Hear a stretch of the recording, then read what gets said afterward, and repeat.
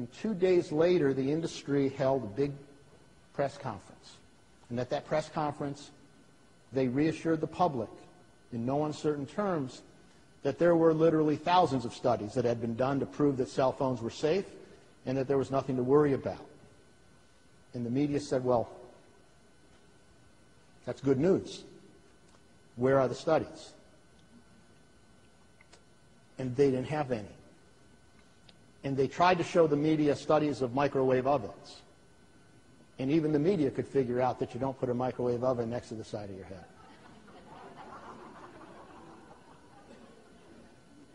So what happened was congressional hearings were called for.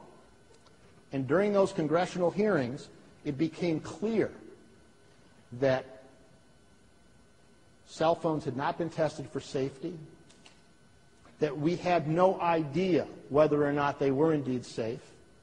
There were 15 million Americans and about 50 million people at the time around the world using cell phones, and we had a problem.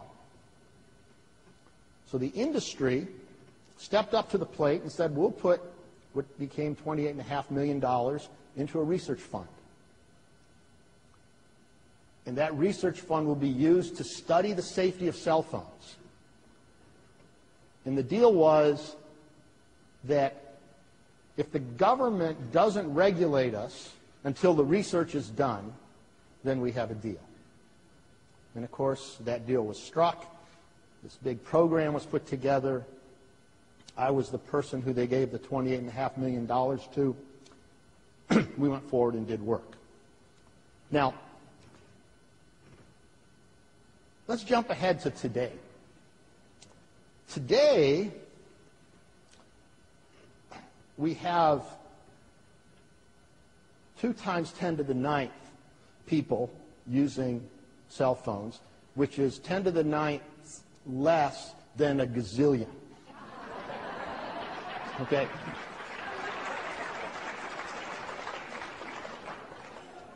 So it's a whole bunch of people. Where's John Williams? You'll get there, partner. Don't worry.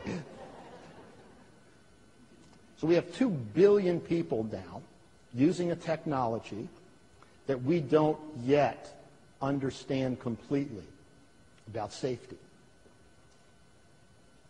Now,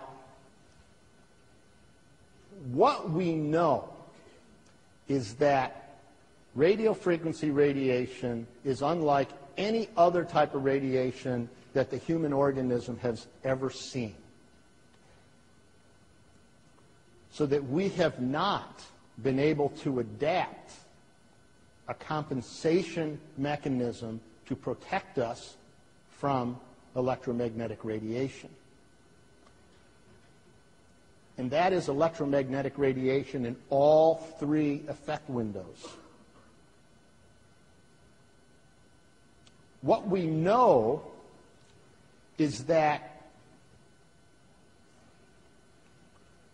most wireless communication has carrier wave frequencies in the 1900 to 2000 megahertz range.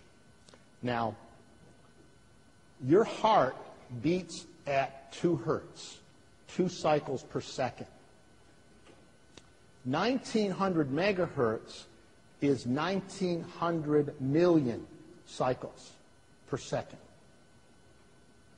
That frequency oscillation is so high that biological tissue cannot recognize it.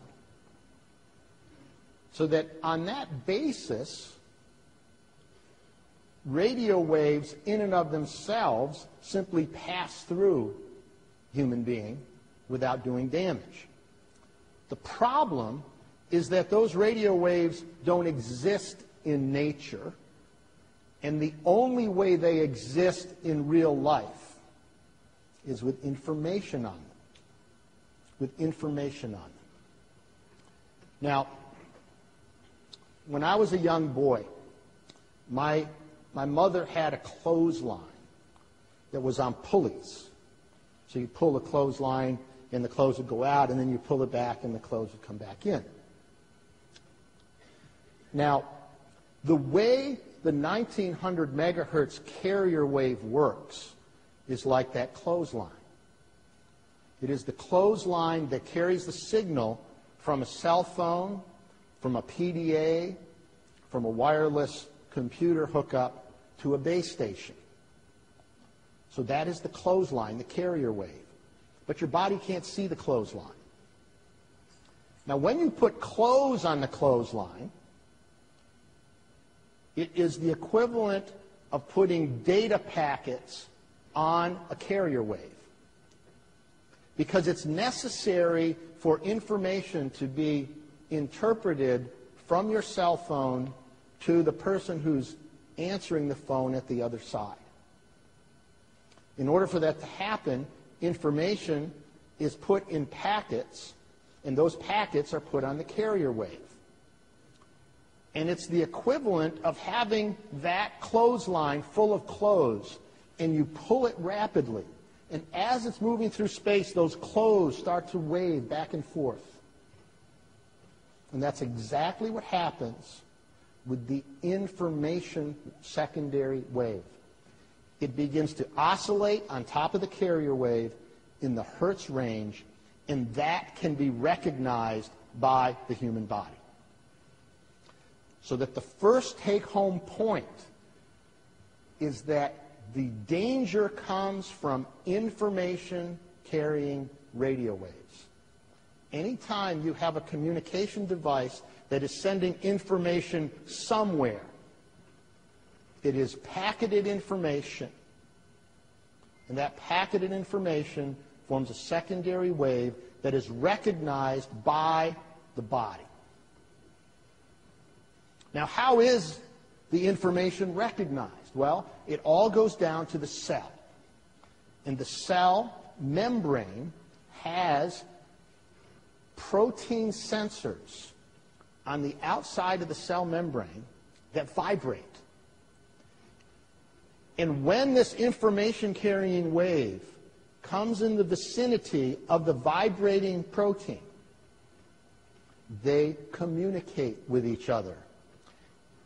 It's like the dueling banjos song.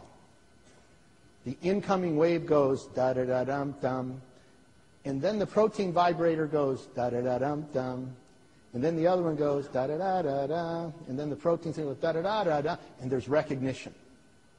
So that for recognition to happen, you need to have what's called resonance. These need to be vibrating in the same way. But once the recognition happens, the cell membrane has to interpret whether this is good information or bad information. And it has no experience with information-carrying radio waves. So it interprets it as a foreign invader. So that you have this recognition on the cell membrane that occurs in milliseconds, just like that.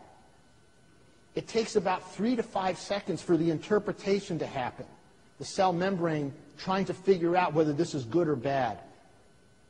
And it always interprets it as bad because it doesn't know what it is. Because those information-carrying radio waves do not exist in nature. And when the cell membrane recognizes this as bad, it sends a message to surrounding cells through the microtubules. It says, we're under attack. We're under siege. Protect yourself. We're going to protect ourselves.